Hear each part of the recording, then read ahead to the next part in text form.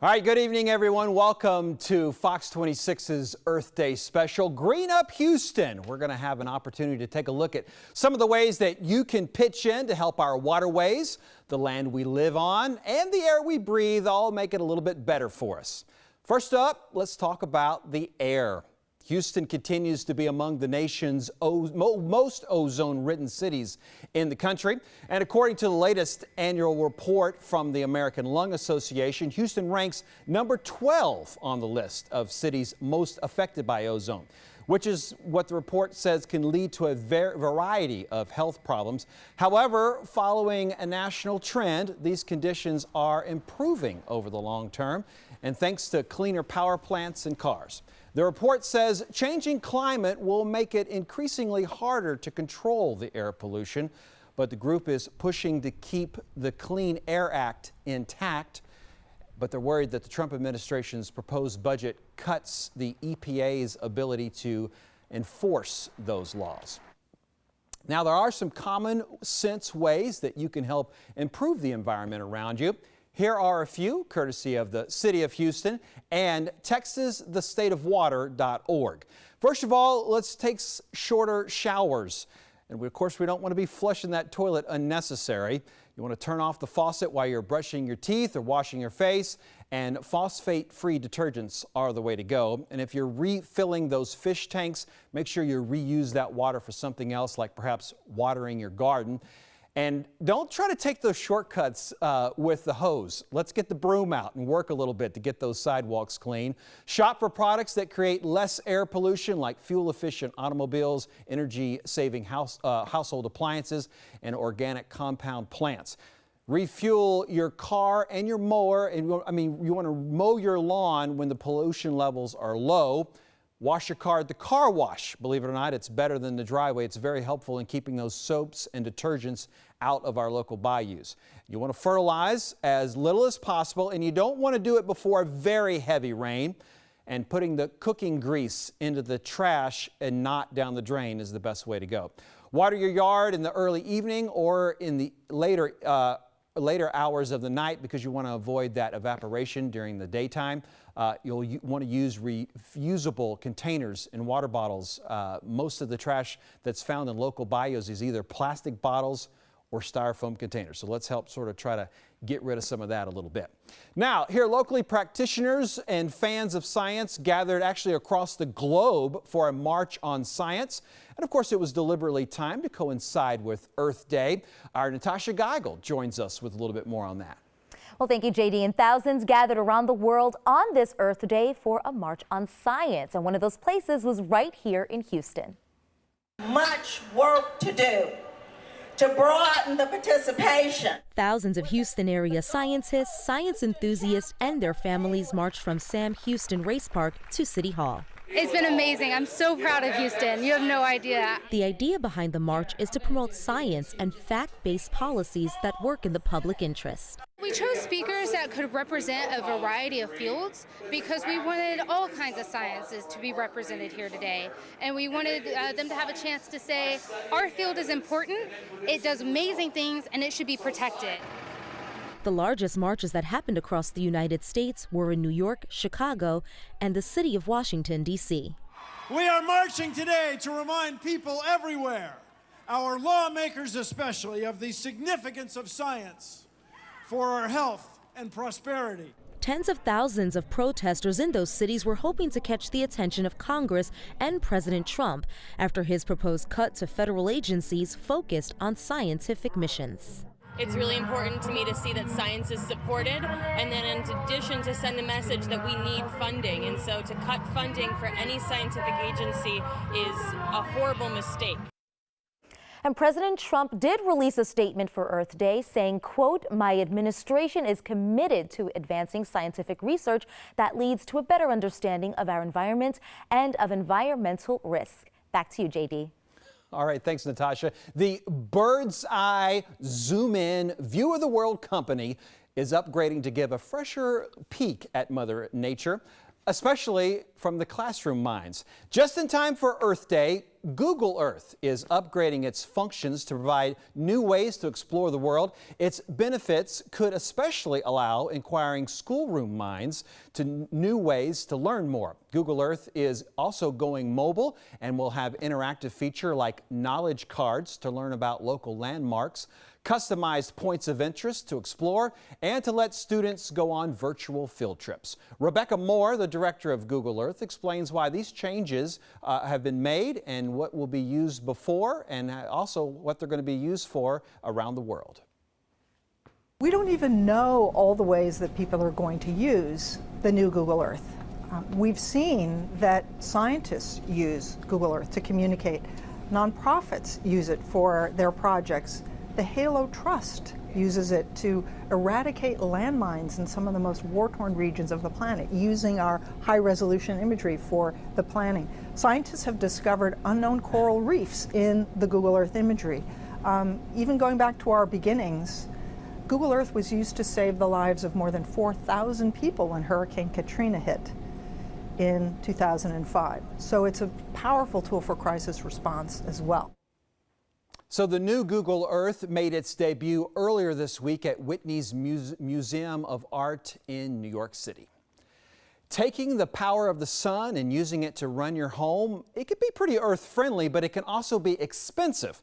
But if you are patient, however, your investments could pay off. Our consumer reporter, Emily Aiken, explains how. Drive around Houston and you're likely to see a lot of solar panels on top of people's houses. All the magic happens on the roof.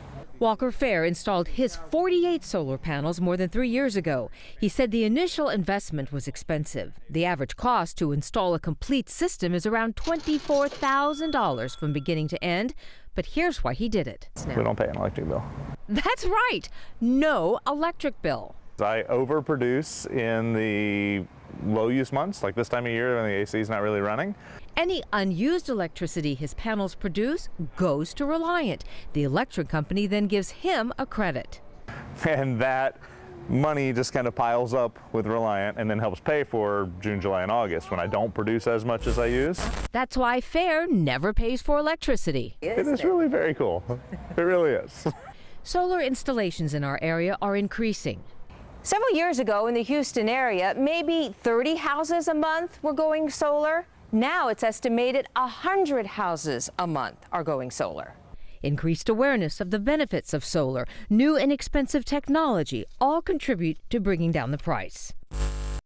And then there's the resale value of your home. Solar does increase the value of the property because it lowers the operating expenses. Cal Morton has been selling and installing solar panels for years. Think about somebody looking at Walker's home with zero electric bills and looking at the house right next door that had, $3,000 or more of electric bills a year. Which one is going to look more attractive? But how do you get past that initial high cost? There are ways. The federal government gives a tax credit for 30% of the project's total cost. That means on a $24,000 price tag, you could write off $7,200. Some electric companies also offer rebates, some up to $4,500. And the Texas Property Code allows a property tax exemption. And if all those don't ease the financial pain, remember this. Yeah, we don't pay a bill. Emily Aiken, Fox 26 News. All right, well, of course, you've heard of recycling, but what about e-cycling? Some fast facts about why you should always recycle your flat screens, computers, and smartphones.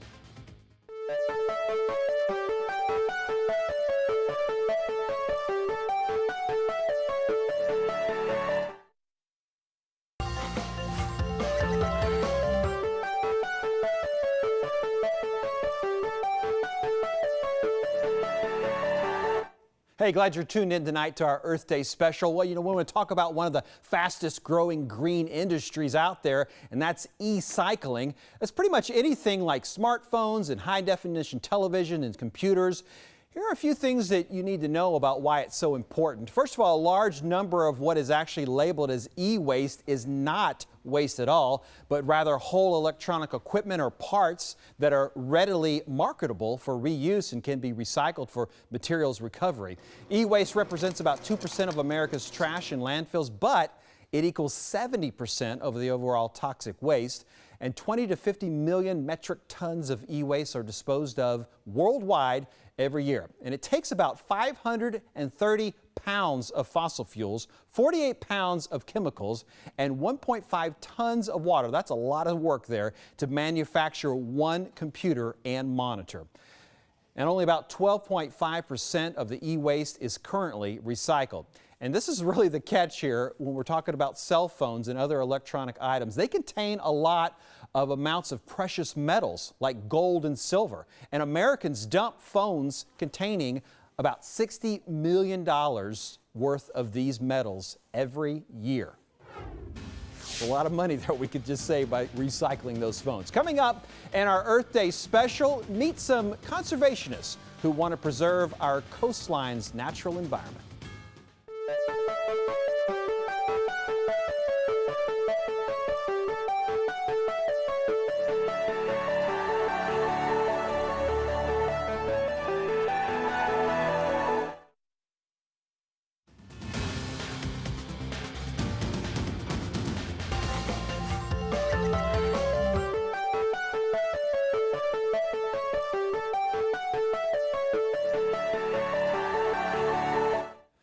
All right, in case you missed it, today's Earth Day. We're glad you're joining us for our special. We're going to talk a little bit now about the Environmental Protection Agency and the new administrator that's there, Scott Pruitt. Recently, he appeared on Fox News Sunday to talk about his new job. Pruitt defended the administration's executive action that reversed many of the climate change policies put into place under President Obama. Pruitt said nothing, though, about how the decision will affect how states can handle their own environmental policies. This attitude in Washington, D.C., that people in Texas and Oklahoma and Kansas and Colorado and the rest of the country don't care about the water they drink or the air they breathe and are not going to take care of the air and the water locally and in stateside. I just don't believe that. Pruitt called the Clean Power Plan approved by the Obama administration as an example of government overreach. All right, now this one's a little bit different here when we're talking about yoga pants now, because they are being blamed for causing pollution in the oceans to rise a little bit. That's right, we're talking about pollution and yoga pants and how the ocean's pollution might be getting a little bit worse because of it. It's because yoga pants are made out of microfibers. They are those teeny pieces of plastic, and when they are tossed into the laundry, they are flushed into our waterways and eventually out to sea. Now, studies of the Great Lakes and the Gulf Coast have found higher levels of microfiber pollution. Yoga pants are getting, of course, a lot of this bad blame, but really it's any piece of clothing made out of microfibers that are really the part of the problem. 192 countries are celebrating Earth Day today, but you don't have to go that far. You just have to go down to Galveston to meet some of the conservationists who want to preserve our coastline's natural environment.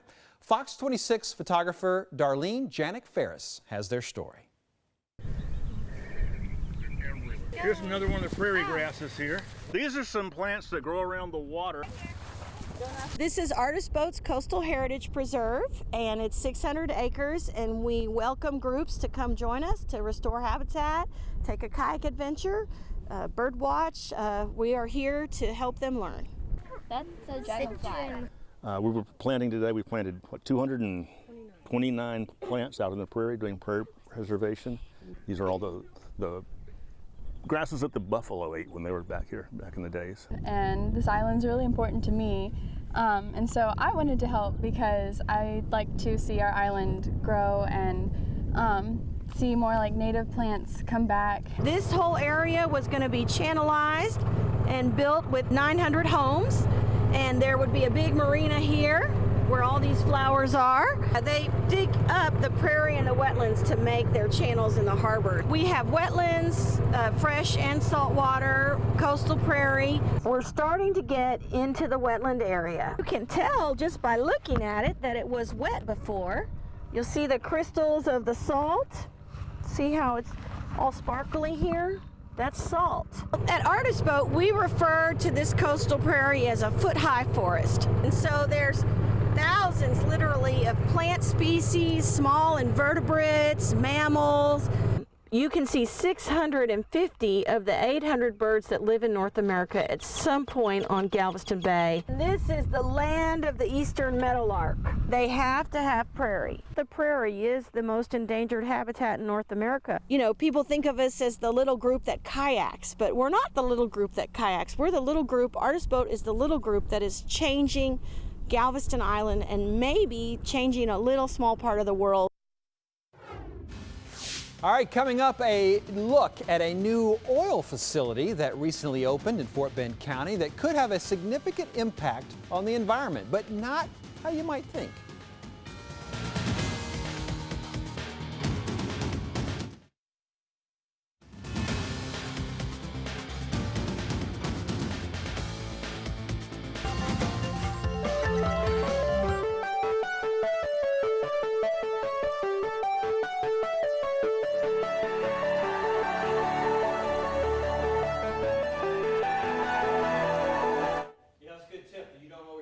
Even though you're not using those chargers, they can definitely be using some electricity, so save you a little bit of money there as well.